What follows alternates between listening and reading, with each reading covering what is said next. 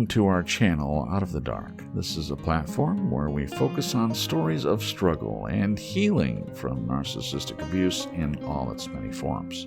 We hope to share these stories with you for the purposes of helping others who may be, have been, or are considering, perhaps unknowingly, entering such destructive relationships, and to promote a better and healthier and more life-affirming existence.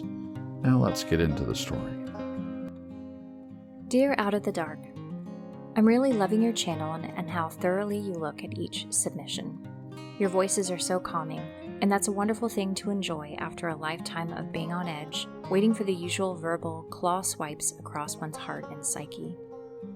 I'm 66 and have spent countless hours trying to unravel my covert narcissist and possibly dependent personality disordered mother. She is the most helpless person I've ever encountered, until it comes to being able to hurt me in public without ever damaging her paper halo in anyone else's eyes. Shame, blame, and guilt are her tools of trade. I spent my whole life having everyone tell me how very lucky I am to have such a beautiful mother. All I can do is giggle and grit my teeth. There's no answer that I can give, or I would be perceived as a complete liar, possibly even unhinged. It's been keeping my silence all these years that's the most hurtful part of the whole abuse package that is my mother. After literally thousands of hours journaling since my early 20s, I recently wrote an ode to my mother, and there has been something very healing about summing her up in a few sentences. This is all the substance that the woman boils down to. How tragic. For her and for me. And for my late brother. She's 87 and, God forgive me, I long for the day he will come for her, if that's actually going to be her destination. I'm including the ode. Perhaps it may help others to write their own as well. Thank you for what you're doing, and God bless. Nay. You don't listen when we say no to you. You don't do anything to provide for your own needs. You expect everyone else to race around for you because of your lack of planning, which I believe to be deliberate. You relish having others bow, scrape, and rush to attend to your needs. You've used me up until I'm way past having anything left to give. You've done nothing but shame, blame, and guilt me since the day I was born. You have always deliberately and consistently ignored me when I spoke to you. I barely existed in your eyes unless you wanted to use me. You treated me as if I was nothing but a nuisance, if I needed your care for a scraped knee or an earache. In fact, you always told me I was making a huge fuss. You never showed me one iota of respect or love, not even in public, where you love to act like an angel. You've acted with spite over my every achievement or good fortune. You've virtually stolen all of my achievements because apparently they were all through your painstaking and begrudged efforts, not mine. You've smirked at my every misfortune. You may think you hide it, but I've always been able to see it in your eyes, and the quick twitch of your lips before you could catch it. You've assisted others in mistreating me by thoroughly programming me to say nothing, ever, in my own defense. You've assisted others in mistreating me by forbidding me ever to ask for what I need, or even thinking I have any right to ask. You've shamed me for having any small trait that reminds you of the man you married. Your ability to ignore decades of your own behavior and to be offended and so confused by my one recent small act of boundary setting on my part is mind-blowing. I'm 66 and it's the first time I have dared say no to you. I suppose that is going to be a shock. May, thank you so much for your email that you sent in this poem, this ode to your mother. It is very poignant and to the point. And I'm just really, really proud of you, and I think it's going to encourage other people to possibly do this very thing. Sometimes we can't send these kinds of letters to our parents, but it feels really good to write it down and get it out and share it with other people that are going to understand, and that's what you did here, and we're just very proud of you. Thank you so much. Thank you, Jen, for reading that. I appreciate her reading so much. And thank you to May for taking the time to write in. When you write in, for some, I know it might be difficult to share your story, but just like May has done here, it is actually to help people. And also, when you bare your soul, so to speak, and you share your story, whatever size the story is, when you share it with us, it also helps you to get it out. Plus, it allows people to suggest things or to share their stories with you also. When we hear other people's stories, sometimes we can find that we're not alone, that someone else has experienced some of the same things we have experienced. And knowing that you're not alone often helps. So thank you, May, for sending the email and for being so vulnerable and transparent with us. We certainly appreciate it. Thank you. All right, so now that Jen has read the email and the poem, I'm just going to go over a couple things. The email's not very long. That's okay. Anything that anyone wants to write into us, we're happy to go through it. So May writes, Dear Out of the Dark, I'm really loving your channel and how thoroughly you look at each submission. Your voices are so calming, and that's a wonderful thing to enjoy after a lifetime of being on edge, waiting for the usual verbal claw swipes across one's heart and psyche. Well, first of all, I like your choice of words there. I don't like that you're having to use them, but verbal claw swipes across one's heart and psyche is very both poetic and spot on, in my opinion. That's what it can feel like sometimes. It can feel like verbal claw swipes, someone attacking you. And it may not even seem attacking to other people, but to you, you understand who your mother is, even if no one else does. You do. And you can see behind her mask, see that these are attacks. You say usual verbal claw swipes across one's heart and psyche. Very well said. Thank you for loving our channel and for the nice things you said about it. We do try to thoroughly look at each submission. We treat each email as precious. I mean, someone has actually taken the time to share things with us. You know, we're a fairly young channel. I'm sure it will grow as more people know what we're doing and that we're here. But until that time, every email that we get from someone is someone that is putting their trust in us. And we don't take that lightly. So thank you for that as well. And your voices are so calming. Thank you so much. I love Jen's voice. I think her voice is calming, and she thinks my voice is calming. So hopefully, May, because you said it, I'm sure both are true. So thank you. All right, you mentioned in the middle of the second sentence, and that's a wonderful thing to enjoy after a lifetime of being on edge. So I understand what that's like, living on edge, and sometimes our narcs put us into that place, and what we have to do is find a way to get out of it. Sounds like that's what you're doing. Sounds like you know exactly who she is and what you need to do to get out. There's not much I can say to help you in that department. Seems like you're on the right track. All right, May continues, I'm 66 and have spent countless hours trying to unravel my covert narcissist and possibly dependent personality disordered mother. All right, a couple things going on here. I spent hours trying to unravel my covert narcissist. Yes, join the club. I think there is an actual club for this. Anybody that's dealt with a covert or overt, whatever kind of narc, there's so many different labels for them now. But most people understand what a covert narc is. So for those of you that don't, though, a covert narc is hiding it. So not everyone sees it. They can present themselves as this wonderful angel, like May describes later, and nobody sees it. But May knows. And sometimes you might find that there are a few other people that know, that have seen it too. But they're trying to hide it. It's not out in the open. And you say possibly dependent personality disordered. So you're saying possibly dependent personality disorder. I'll take your word for it, but either way, that's your perception, and that's the way it seems to you.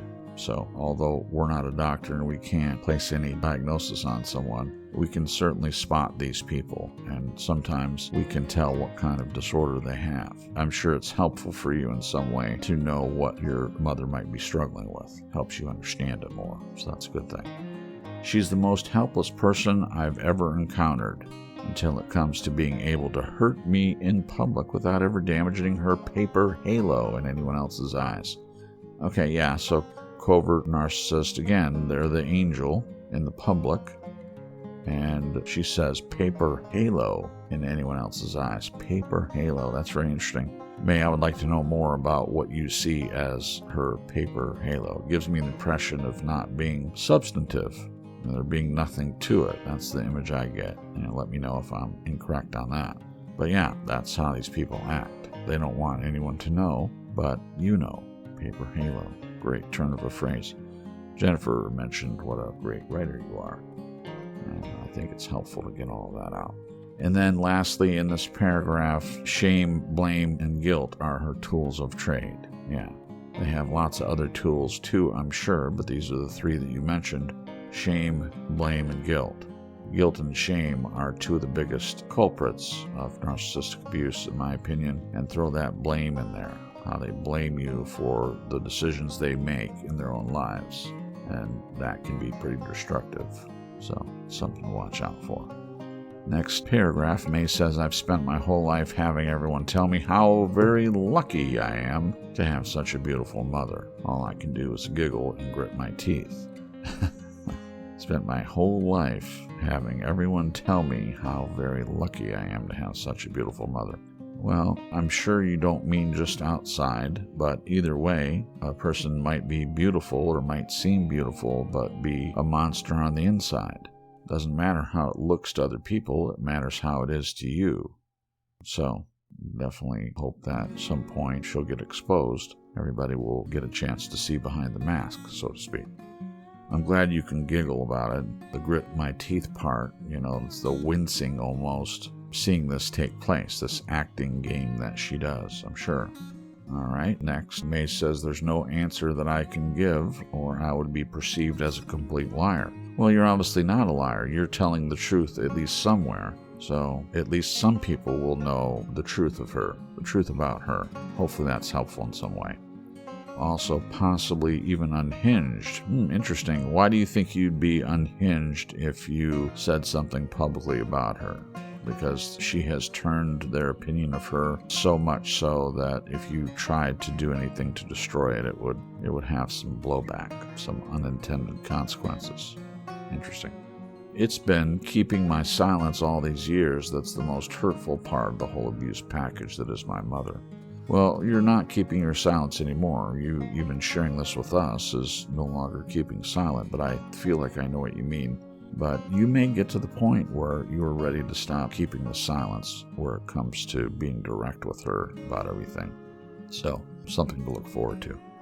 All right, after literally thousands of hours journaling since my early 20s, I recently wrote an ode to my mother, and there has been something very healing and summing her up in a few sentences.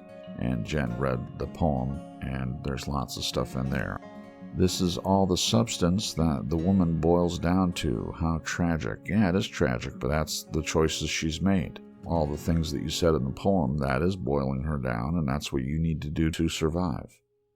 It's not a regular situation, but it's easy when you're in that situation to be a child of a narcissist who has treated you a certain way your whole life, and that's not in a healthy way, to boil her down.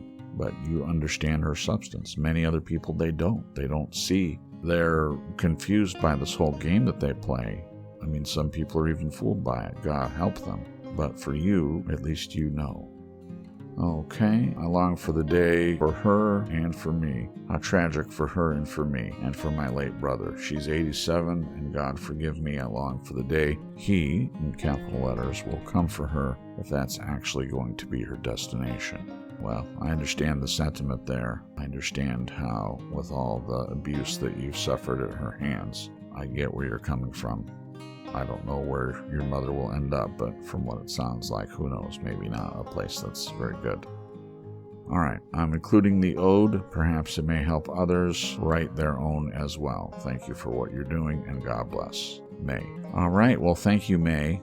We're going to start doing this. May actually started a trend here on the channel. We're still growing and still learning, getting our legs underneath us, so to speak, as a channel, and finding out what people seem to appreciate. The tactics, the Narc tactics thing that we've started to do.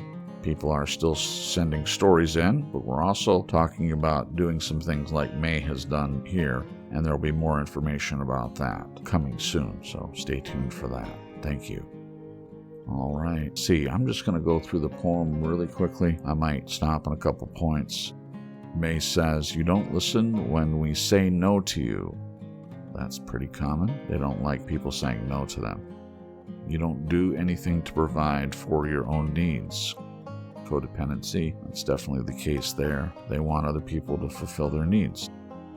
Next line, you expect everyone else to race around for you because of your lack of planning, which I believe to be deliberate. Yes, May, it is likely deliberate. They want other people to be at their beck and call and do whatever they need them to do. Next line, you relish having others bow, scrape, and rush to attend to your needs. Yes, literally one of the definitions of narcissism. They want everyone to attend to their needs, and they love it when they're being worshipped by others. All right, next line. You've used me up until I'm way past having anything left to give.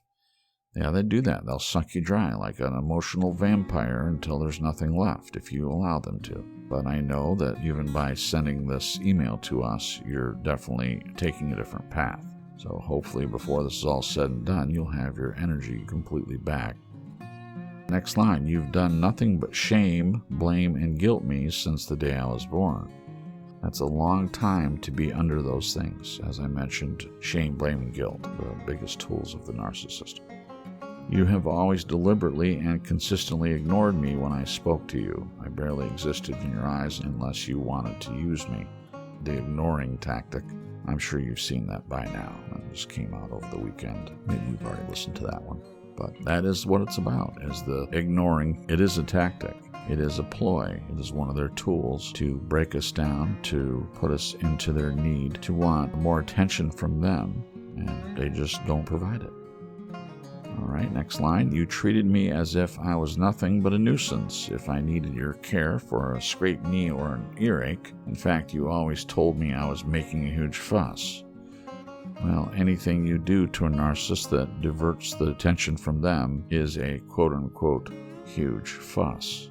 If you were just a normal child, when you had a scraped knee or an earache, it would be no wonder that you would ask your mom for help. Totally natural. Next line, you never showed me an iota of respect or love, not even in public, where you love to act like an angel. There it is, that angel bit that I mentioned earlier. Yeah, they act like an angel in public, but behind the scenes, they're that vampire that I mentioned. And May, I'm sorry you didn't get the respect and love that you deserved. Jen and I know how that feels, and a lot of people listening know how that feels as well. So, sorry about that. You've acted with spite over my every achievement or good fortune. Yes, they don't want to see you do well. They don't want you to do any better than they did. In fact, they want you to do much worse. So they're not ever going to cheer on anyone's achievements. The most you might get is a, well, that's good, honey, something like that. You've virtually stolen all of my achievements because apparently they were all through your painstaking and begrudged efforts, not mine. Yeah, taking credit for all your achievements that are visible to the naked eye, that people see, then they take responsibility for them. But when it comes to taking responsibility for the poor treatment of you your whole life, they're not around for that, right? Right. You smirked at my every misfortune. You may think you hid it, but I've always been able to see it in your eyes and the quick twitch of your lips before you could catch it. Wow, misfortune. Yeah, I've experienced some of this too, May, and I'm sorry that you had to go through that. You know, someone kind of laughing at your misfortune. It's a shame that it's your own mother. I've had that in my family as well, though, too. I'm the black sheep of my family, the scapegoat, so to speak. I should say I was the black sheep, was the scapegoat, because I'm no longer agreeing to wear that costume anymore. Not wearing that mask anymore. Not playing that role. I've thrown out the script, and you can do the same. You don't ever have to be that to her again. All right, you've assisted others in mistreating me by thoroughly programming me to say nothing ever in my own defense. Yeah, so I'm sure that's true. The good news is, May, you can put an end to that. We can reprogram ourselves no matter what someone has said or done to us, as difficult as it might be. If you were ever programmed in the first place, which you say that you were here, then there's hope that you can reprogram yourself. So, sorry that happened, and nobody likes being mistreated, but the good news is you can reprogram. You've assisted others in mistreating me by forbidding me ever to ask for what I need, or even thinking I have any right to ask. May, you do have a right to ask. You absolutely do. And that is mistreatment, to tell children, to teach them not to ask for what they need. And it starts out early. You know, when you're an infant, you cry a lot and you can't do anything for yourself. And then as you start to grow older, you learn that your emotions are not well accepted. You can cry too much. And there are parents out there that don't want to hear you cry. This control over our emotions starts really early in most families. I'm sorry that happened for you. On the good side, you're in a place now where if you don't want, you don't have to have or don't allow anyone to tell you what you feel or not feel or when you can share it. That can be over for you. All right, next line. You've shamed me for having any small trait that reminds you of the man you married. Oh, your father. So she doesn't like your father, doesn't like to see the similar traits in you that are in him. Well, I guess she can get happy with the same face she got mad with. If you're like your dad, or if you have traits and you enjoy those traits, then yeah, cling to those. Hold on to those. Those are important, no matter what she says. All right, last line. Your ability to ignore decades of your own behavior and to be offended, in quotes, and so confused, in quotes, by my one recent small act of boundary setting on my part is mind-blowing. I'm 66, and it's the first time I've dared to say no to you. I suppose that is going to be a shock. Well, first of all, kudos for saying no. That is a milestone in any person's life, whenever they finally say no. And you did. So, congratulations from Out of the Dark channel. Well done. Part about boundary setting. Again, bravo. Wonderful that you're setting boundaries. Boundaries are important. Jen and I have talked about this. We don't have to have any boundaries with each other because it's an authentic relationship. Boundaries are necessities only in relationships where someone is crossing over your values, your morals, things they know about you, and they keep doing it. So you have to set up a boundary. Think about this. For those of you that have studied boundaries, think about what life would be like if you didn't have to set a boundary. Huh? It's an amazing world, and it doesn't happen very often, but boundaries aren't needed in a healthy relationship. Both people can completely be themselves, and the other person has no desire to hurt the other person, intentionally or unintentionally. No need for boundaries. But for the rest of the world, for everyone that's in reality, for the most part, boundaries are necessary. And if someone continues to walk over your boundary, you'll find out who these people are the minute you set one. That will tell you what kind of person you're dealing with when you set up a boundary. If there's any question in your mind that you're in a relationship with a narcissist, set a boundary. It'll clear it up for you really, really quickly. And I'm sorry that she ignores decades of her own behavior and acts offended and confused by your boundary. She'll get over that. I mean, even if she doesn't get over it, you will get over it. That's what I should have said. You'll get over it.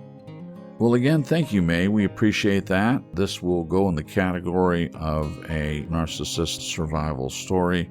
It was wonderful for you to share a poem with us. We really appreciate it.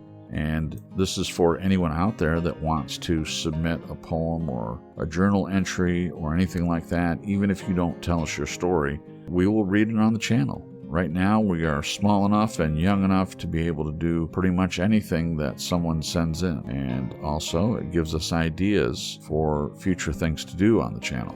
A lot of channels, they'll grow and change and become something else before it's all said and done. The two things we're doing now are the narcissistic survival stories and the narc tactics, but there are other things coming. Thank you so much. Thank you again, May, for writing into the channel. If you have a story of narcissistic abuse and you would like to share it with us in order to help others or to get advice, encouragement, or support, or if you have any narc tactics that you would like us to cover on the channel, or maybe one that we haven't thought about, please send that in as well. Please send your stories or narc tactics to our email at outofthedark.crips@gmail.com. Until next time, we hope you are living a healthier and more life-affirming existence. And thank you for watching.